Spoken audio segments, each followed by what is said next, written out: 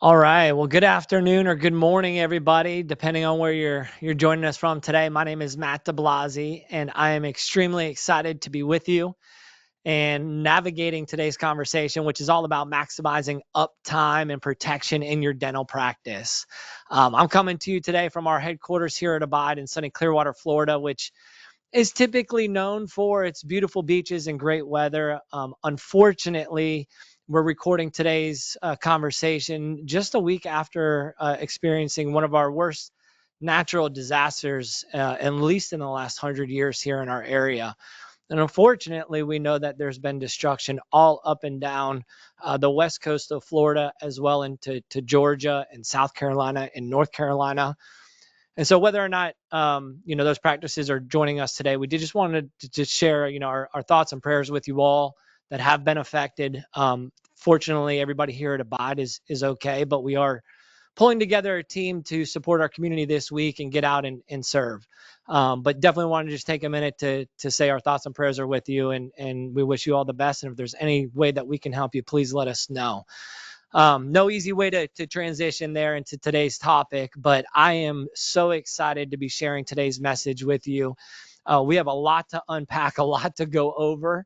But this is, in today's day and age, and there's been some recent developments, some that we'll go over today that will really highlight the importance of what we're going to talk about today. And that's HIPAA and cybersecurity and how they fit together and what the differences are. And we know there's a lot of confusion and there's a lot of misguidance out there. And so hopefully we can set the record straight for you today in our conversation. Now, I don't want to hold back any further because we do have a very special guest with us today, and that's going to be Patrick Jacobwith, who serves as the CEO and general counsel of Sunset Technologies, which is a leading technology company in the dental industry. Um, Now, they focus on MSP services, and Patrick brings more than 35 years of diverse professional experience to his role, developing his leadership across various organizations. He's nationally recognized for his expertise ranging from company culture, leadership and management development, cybersecurity, and HIPAA compliance. He has a great, unique skill set for us to tap into today. And so at Sunset, he's been instrumental in transforming their company into a national entity while also focusing on risk management, compliance, and mergers and acquisitions. So we are very honored to have Patrick Jacobwith joining us today from Sunset Technologies. Good afternoon, Patrick. How are you? Thank you, Matt. First, I want to echo all of your thoughts and sentiments. We have a number of folks on the Sunset team that are in that area as well. Some were hit pretty hard. So, like you say, I just want to echo those sentiments. Thoughts and prayers to all that are affected, and certainly the wider community. And like you say, no easy transition, but this is a super important topic, regardless of the natural disaster, status going on around us. Cybersecurity and as it's connected to HIPAA compliance is a real issue for all of us. And we're going to dig in today. So super grateful to be here with you, Matt. Awesome. Well, I'm excited to have the conversation and ultimately expose those that are joining us to just the nuts and bolts of truly what they need to know. And so we're gonna hopefully break it down for you and then build it up in a way that you all can have actionable steps when you leave today's conversation. So I want to start, Patrick. Obviously the title of today's conversation is about maximizing uptime and protection, and how they play into to performance as a dental practice. Can you just explain to us what those terms mean? Maybe break it down for us, uptime and performance, and how they impact a dental practice. Absolutely. And one of the things at Sunset, as you said, we're a full service MSP, MSSP. So we provide the full range of services on that. We'll talk a little bit more about that later. But the key value that we're providing to our customer base is really in two categories. The first is uptime, and that simply means your systems are up and running. I mean, that's about as basic as it gets, but it's a real thing. Obviously, cybersecurity is a big interrupter to uptime, but so are other factors. And then secondly, that in terms of high performance, that the environment is actually operating at a high efficiency level, so that there's not a drag, there's not the little worry wheel going around, that the team is able to just move from one application to the next and do their jobs and see the patients. So after those two key outcomes of value, then we get to really the kind of areas of um, you know value that kind of come from the two, uptime and high performance. And certainly, we're looking to help our customers to achieve a high level of productivity. That lends itself, if IT is working, if systems are up, if they're running well, the business is able to generate revenue. That's kind of important, as we've been told a lot of times. Obviously, there's a level of customer satisfaction when there's uptime and high performance. And we'll talk a lot about this today, the data integrity and security, and inside of that, compliance. Um, Obviously, there's then kind of tangential things with managing operational costs, and a real key kind of driver is a competitive edge, an environment that is up, close to 100% and is able to uh, operate at a high level of performance is going to have a competitive edge in the market. So those are just some of the key areas or critical factors that we see. And then um, on the next slide, the ways that we're delivering the uptime and high performance is through integration. So we talk about Sunset. Our superpower is integrating, and that means we're integrating the hardware and the software that's in that environment. It's not designed to talk to each other. So our job is to help make those connections, and that's part of that high performance that I mentioned earlier. Certainly, there's security. We're applying antivirus, firewalls, other detection. We're monitoring, we're managing, and if you turn some of those dials too tightly, that can really affect performance, because that can slow up the environment or do bad things. So, we're able to manage and monitor that. And then a couple of areas, keeping the equipment updated, keeping the software updated. Those are actually critical factors to our ability to deliver uptime and high performance. And as we'll talk a lot about today, compliance, super critical. Making sure that the environment is compliant and up to date.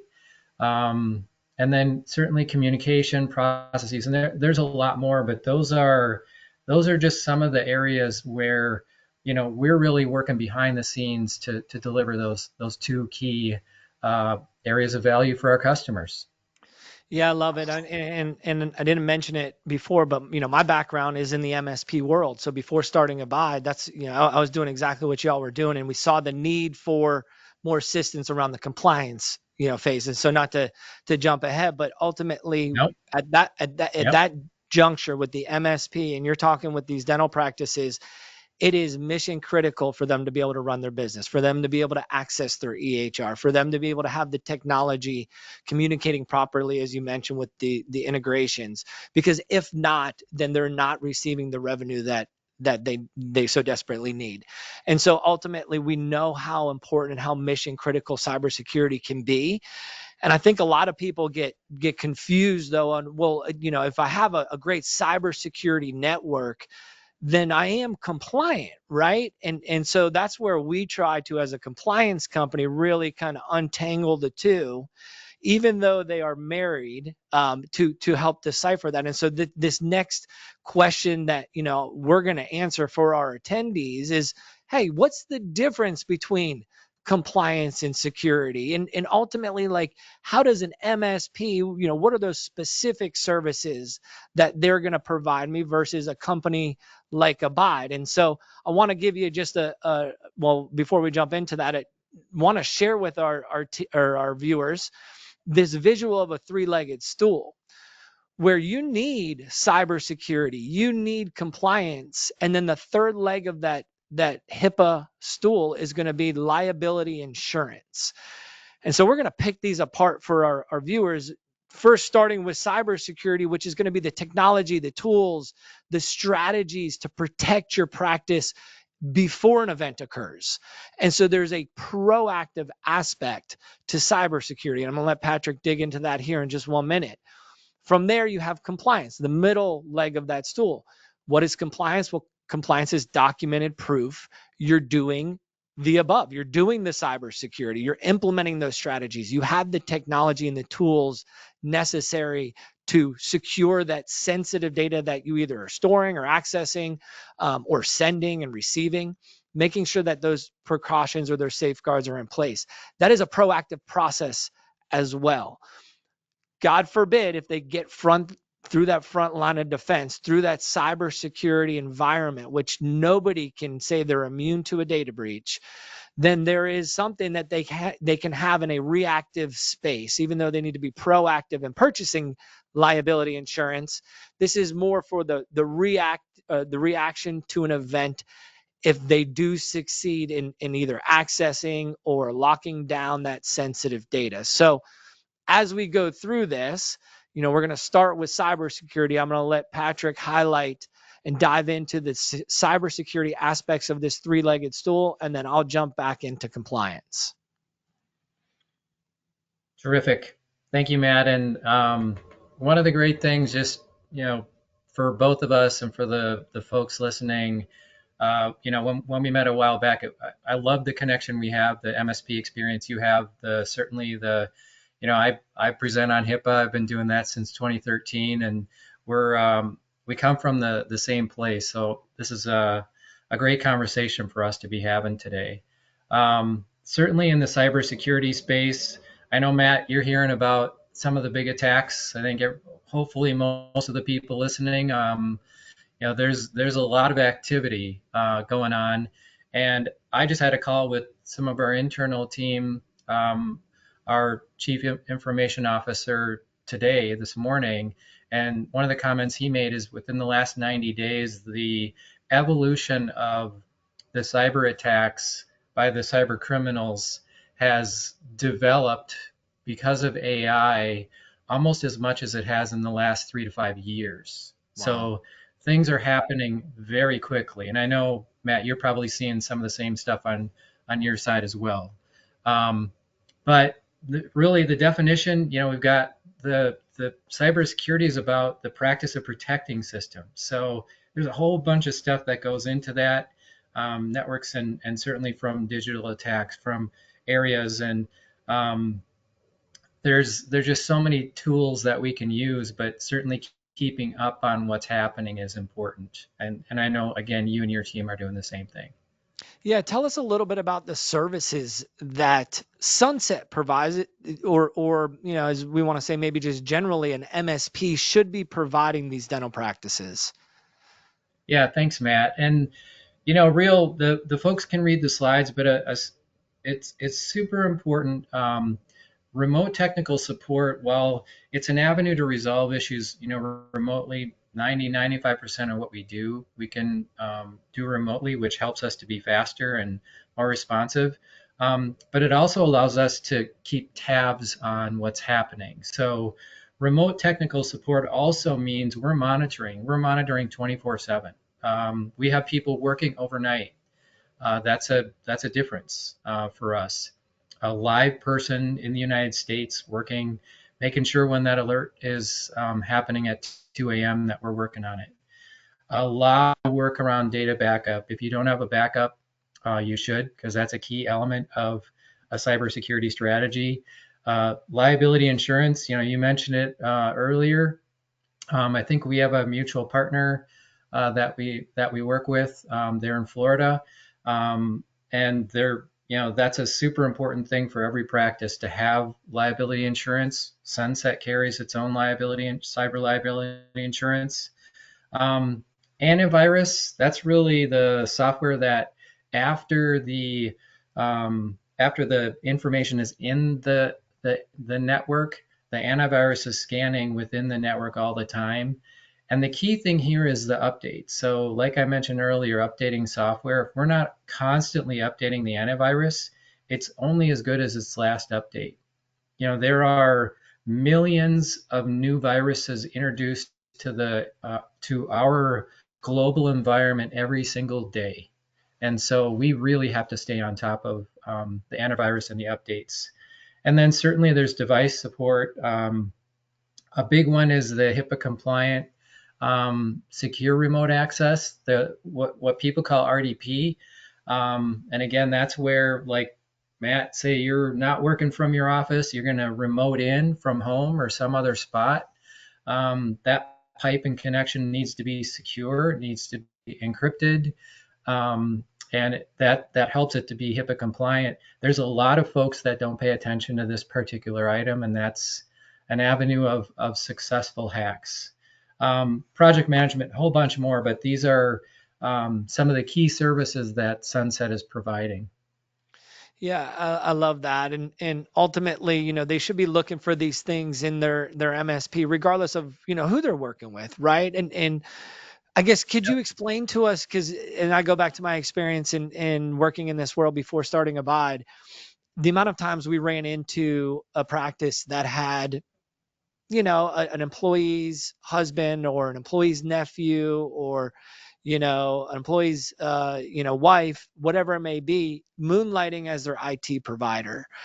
Can you just explain to us why that doesn't necessarily sorry with the slides there, but why that doesn't necessarily work, and how a company like Sunset can provide the services necessary above and beyond. And you kind of hit on it, just the accessibility Yeah. and being available in those specific times. But I know there are a lot out there where that's still the case. So what would your words be to them, why they want to look for a full-on MSP?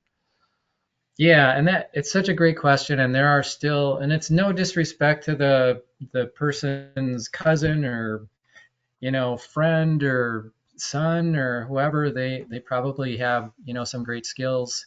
The area of IT support in dental has really evolved a lot in the last 10, 15 years. I've been in this industry now just about a dozen years. Been in healthcare for, like you said, 35. And what we're bringing is, like I mentioned before, simply a 24/7 approach. That is different than the individual can provide. The cyber attack isn't going to happen at 2 p.m. They're smart and they're going to put a clock on it and they're going to hit. The high times for cyber attacks are somewhere between 1:30 a.m. and 3:30 a.m.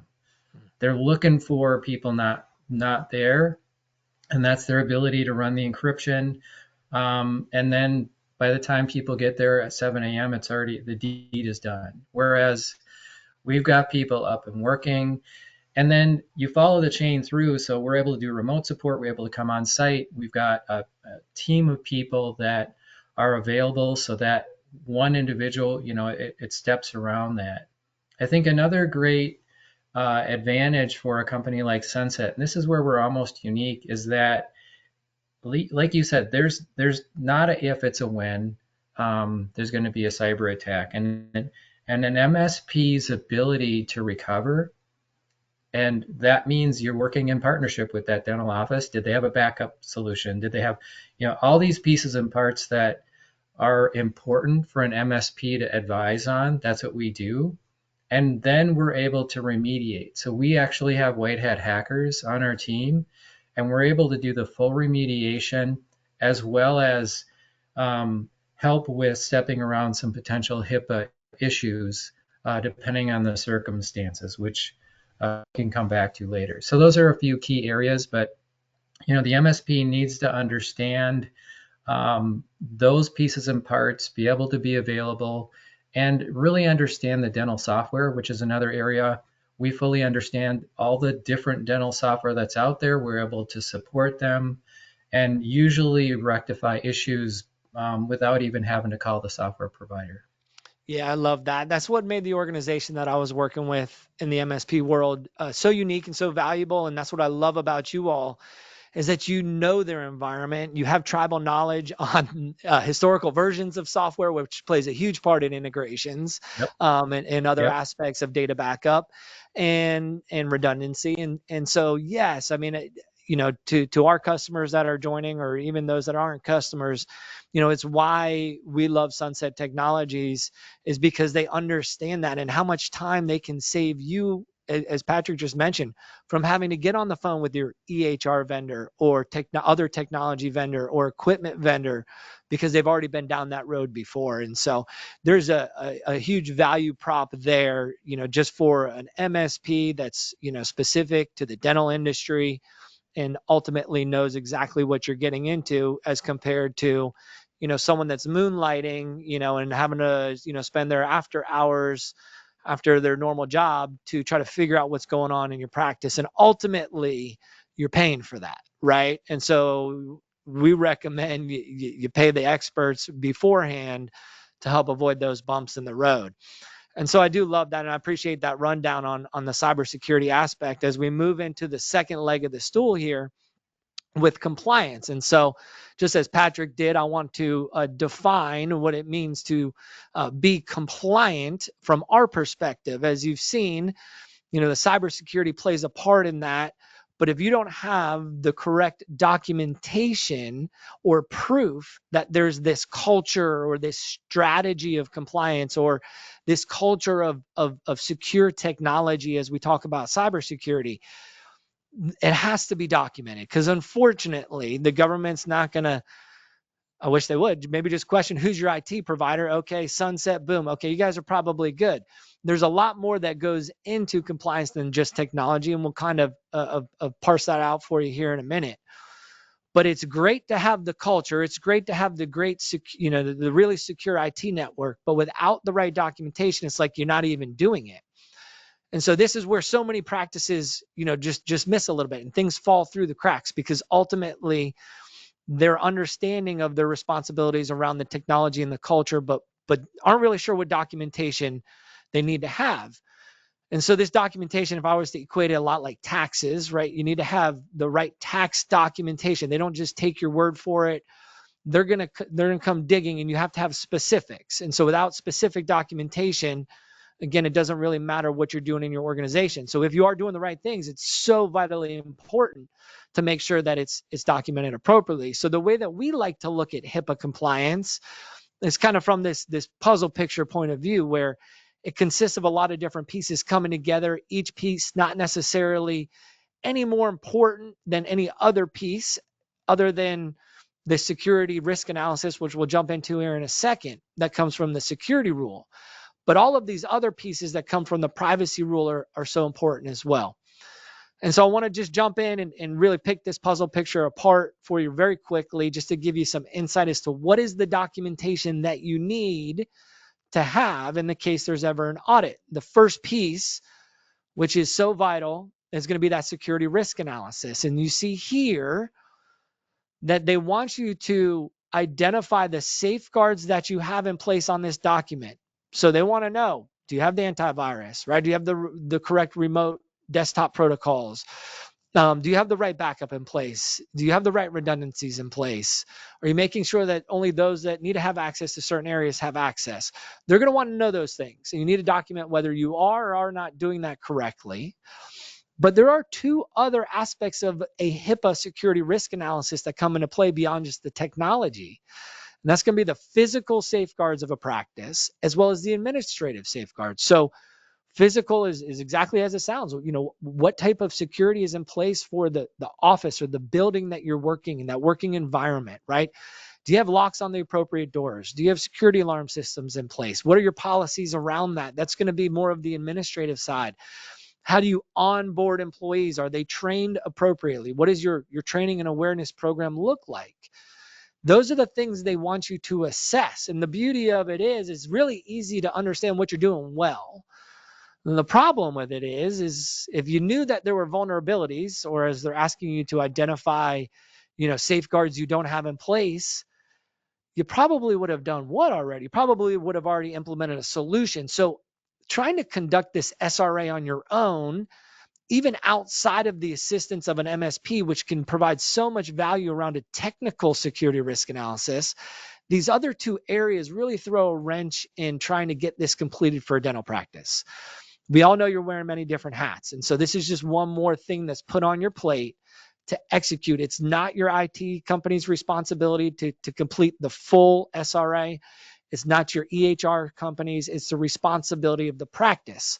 So unfortunately, there's really no organization out there that can deem they're compliant unless they have completed a security risk analysis first. And this needs to be updated, and we'll get into that in a minute.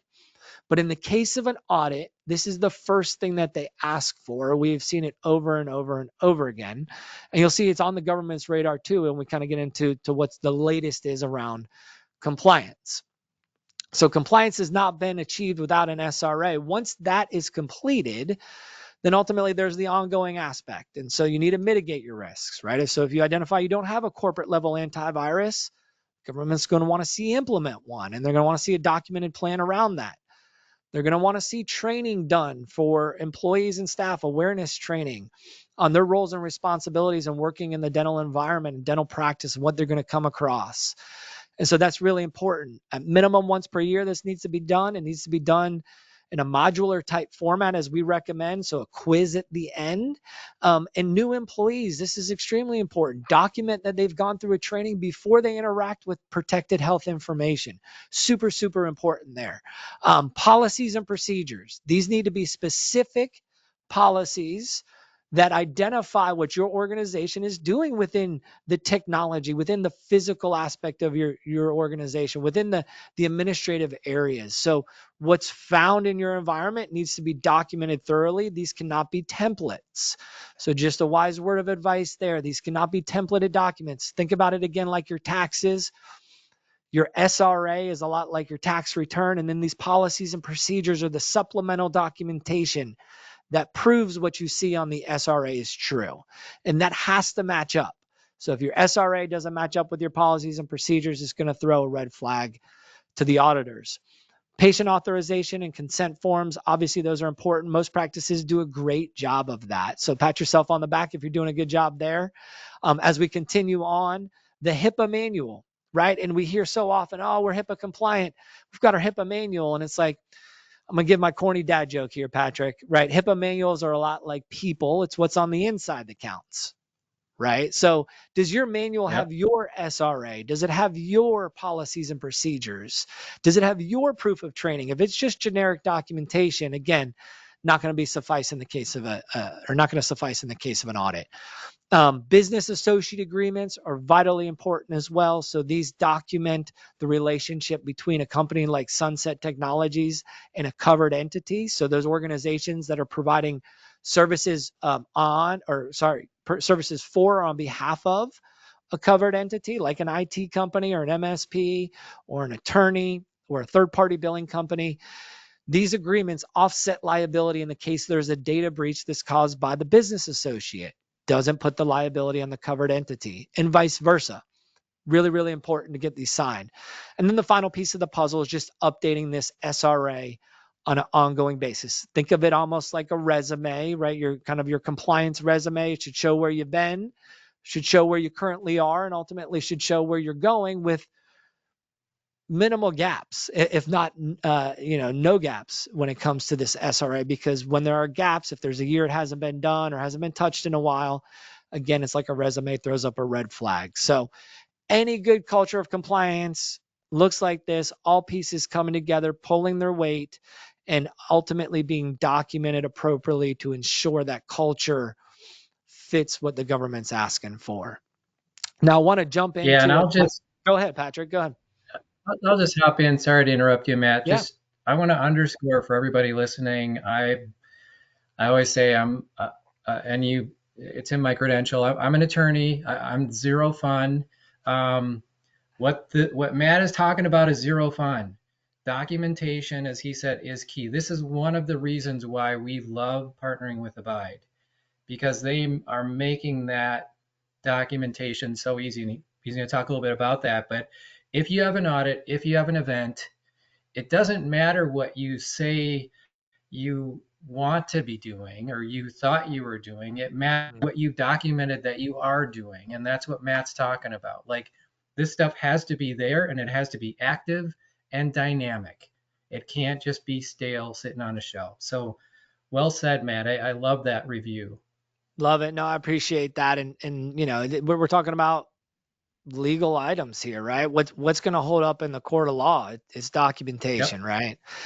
So Yep. yes, I love it. And I would say most attorneys may be no fun. We have an in-house attorney here, and you guys buck the trend. So we love it. We Well, can talk thank to you you. all day about this.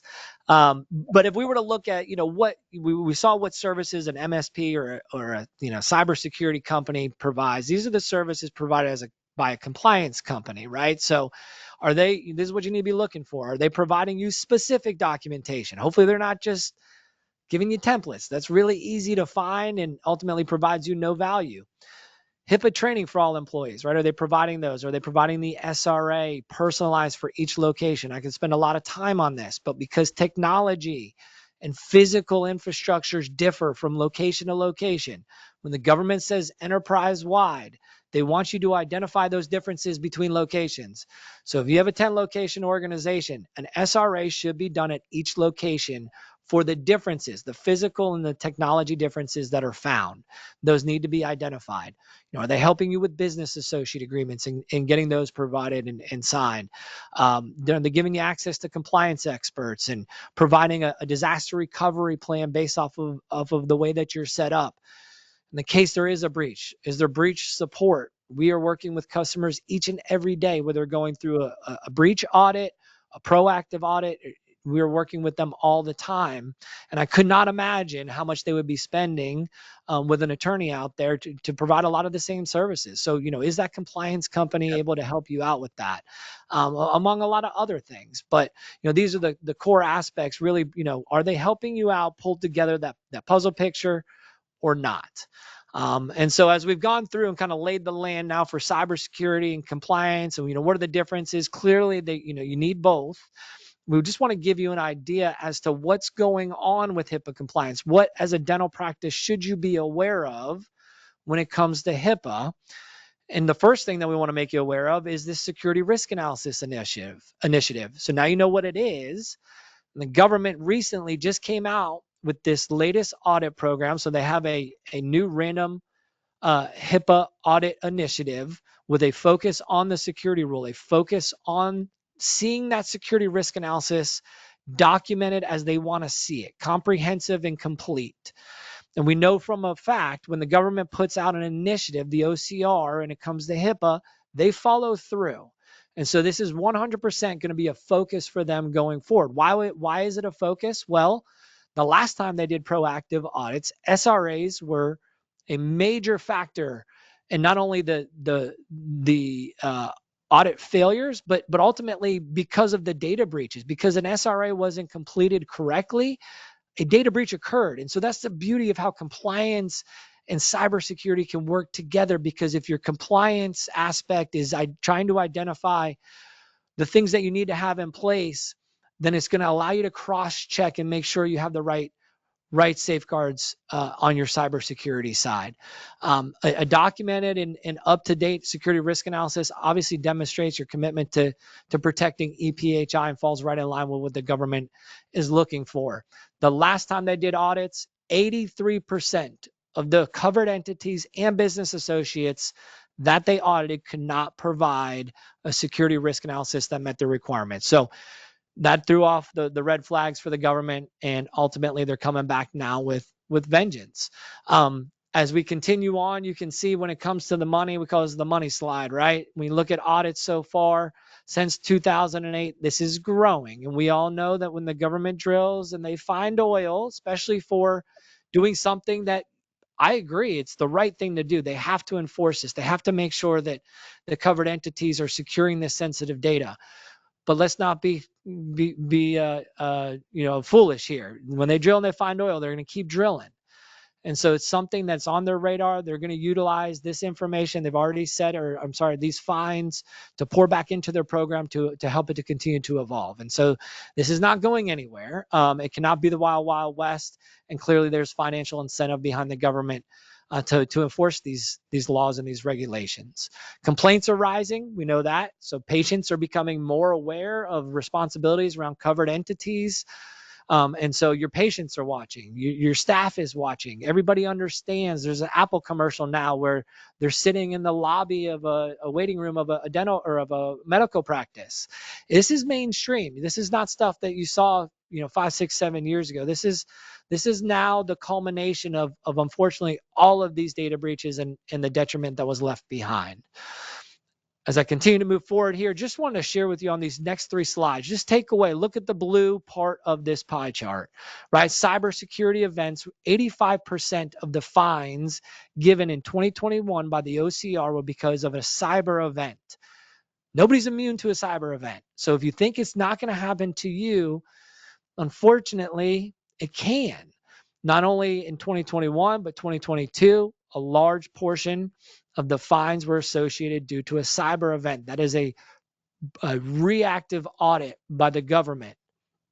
Because we all hear all the time, how often are they just going to show up on my doorstep?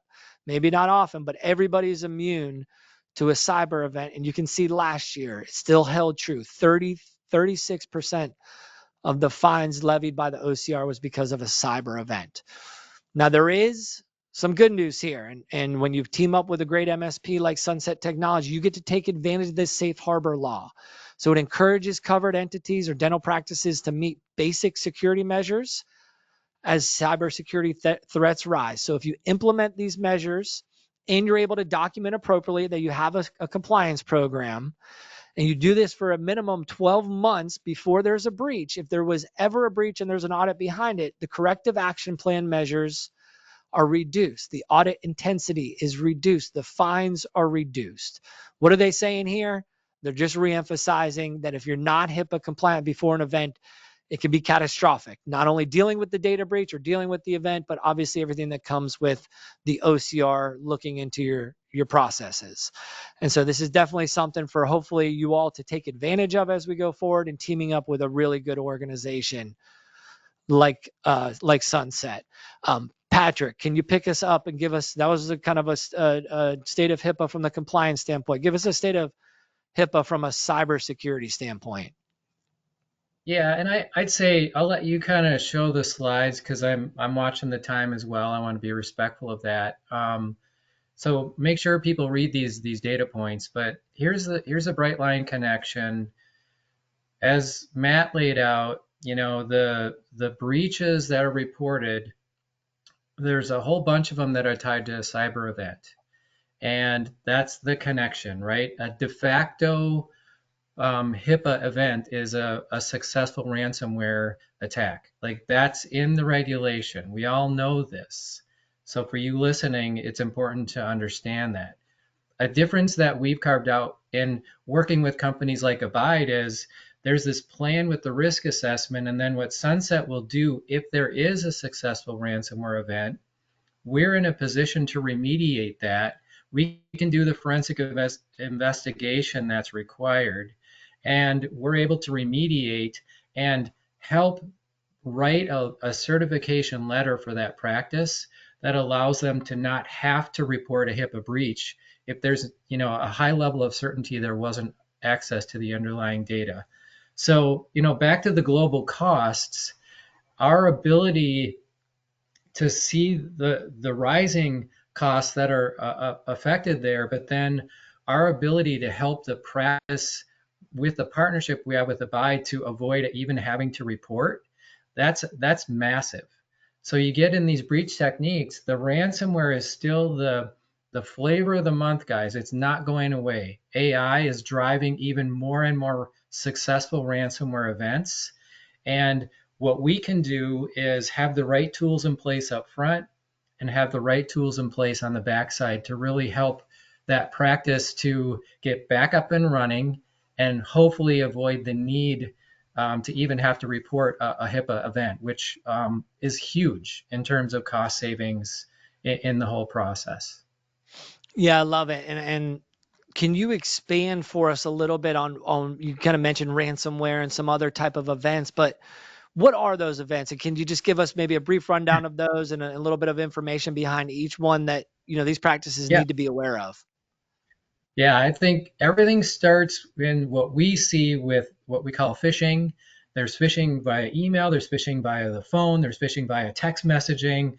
They're coming at you in many different ways, trying to get you to click on something you shouldn't or answer questions you shouldn't that give them access. There's social engineering. They're going to really come after trying to learn about you, get your personal information, get your login credentials so that they can get into your network by some ways around social engineering. And then we get into ransomware. Again, the biggest big ticket item on the type of attack. There's malware. There's all kinds of different malware. The denial of service. I like to think of this as the brute force attack. And there's a whole bunch more. But remember, ransomware right now is still the big dog in the room. With the AI, their ability to encrypt the data and then sometimes even grab the data and pull it back is a big moneymaker for the cyber criminals. Yeah, and now we've heard a lot about, phishing techniques and I believe so many people think that phishing is just going to come through email. Can you explain maybe Yeah. some of the other ways that phishing is happening these days? Yeah, a lot of phone calls, a lot of calls into unsuspecting practices, and I need to get the this information to you. Can I send this other email, and you click on this so that you can send this back to me? I mean, they're working a lot of games back around so that they can find ways to get people to either click on something or send them some sort of internal information that allows them to get in. And you even mentioned in your other slide the insider attack as well. That is kind of inside the phishing a little bit with the insider doing certain things, sending emails internally that look safe, and then the folks are clicking on those. Those are all, or again, the phone calls or text messages. Those are all avenues of phishing attacks. Yeah, we even get it here. Right. Well, we bring on a new employee, and almost within the week they get a text message claiming that they're me and trying to get them to buy gift cards or what have you. So it's crazy and Yep. obviously we have to be on guard, and this is so important. This is the reason why training is so important is to make your Right. employees aware. Um, Now, if anything did happen, right, and any of those events occurred within your practice, the next step is to identify, was this a data breach or not? And so Patrick touched on, how do we make sure that, the information or the incident, how can we make sure that we don't have to report it to the government? Well, ultimately, your organization has to go through a data breach assessment. Real quick, though, I want to identify what a data breach is per the government. It's defined as an impermissible use or disclosure that compromises the security or privacy of the protected health information. And so, as you go through this data breach risk assessment, if any of these events affect your practice, you need to identify what was the nature and extent of the protected health information involved, who accessed it, right? Was that information that was accessed, was it actually acquired or viewed? And then ultimately, what was the extent to which what was the extent to which the risk to the PHI has been mitigated? So if there was access, have you shut down the access? Are you making sure there is no more access? If they got through a certain connection into your practice management or EHR system or any of the network devices. Now you need to make sure that you're following both federal and state breach laws. If you do identify that it was actually a breach, that it was viewed or acquired. And so the federal law here is 60 days. You must notify patients. Some states are a lot less than that, so we absolutely recommend that you check with the state laws in accordance with the event that is going on. And so, it is something that if you do this data breach assessment with a certified MSP that they can actually help you identify whether or not the information was or was not accessed. Patrick, can you just explain briefly how you all go about that process? Yeah, thank you. And that again was what I was alluding to earlier, but it's bears a lot of repeating. There are there's a certain level of expertise that's required to do what's called a forensic investigation. And essentially, these components are aligned with what is needed on a forensic investigation. You've got to be able to go in at a deep IT level, use different tools to understand like the nature and the extent, even where the breach happened. You know, what was the entry point? How did it happen? Was it a link? What workstation was it? What time of day was it? When did the data start to encrypt? All of those pieces and parts need to be validated completely in any kind of a breach discovery, and that needs to be done by a qualified company. So actually, most MSPs do not have that requisite deep level of understanding. We do, and then insurance companies have a whole list of folks that they can use to do forensics that are separate and distinct from MSPs. So again, this is a very detailed analysis that's required in the case of a breach. Yes, love it. As we wrap up here, and we've given a lot of information. There's still a lot more to talk about, and it seems like the time Yep. flies here, but we do have to wrap up our conversation today.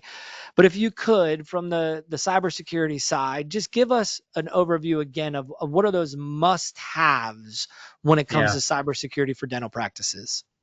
Yeah. And as you can see, we got a side by side here. Listen, encrypt your data. That's super important.